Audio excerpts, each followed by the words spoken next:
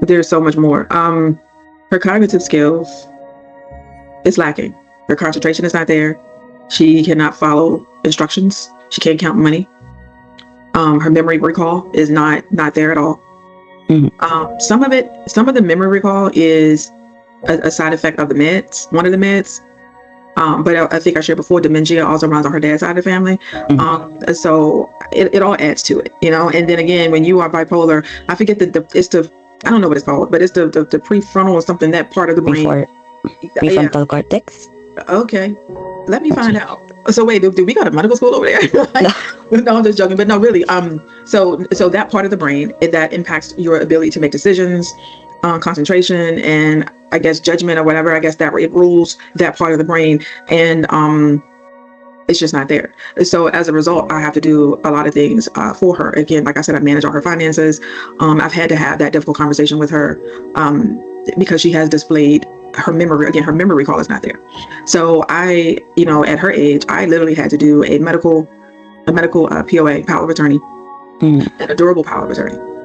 I mean, you think about it, me at my age, and I'm not old, but I am, mature, right? And so you have to make sure that you set those things up for yourself, because you want to make sure you don't want to leave your family. I don't want to leave my children to have to do certain things for me, right? So responsibly, you want to make sure you set those things up, your affairs up, your final affairs. But my point is that with her, I've had to do that already, and for her, I've had to do that. So in order for me to imagine explaining things to her, it's exhausting.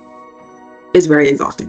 And for me, my mind processes a lot of times like a computer, and I don't know, maybe because I've been around for so long, but you think about it with computers, you have input, you have processing, and you have output.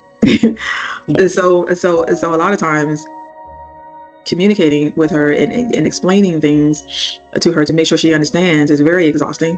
I would explain something to her, let's just say that I know that we're going to do something whatever day. So I will let her know, like, explain it 3 days in advance, and then the next day I'll explain it again, and then the next day I'll explain it again, and then about an hour or two before we do it, I'll explain it again, and still she doesn't remember.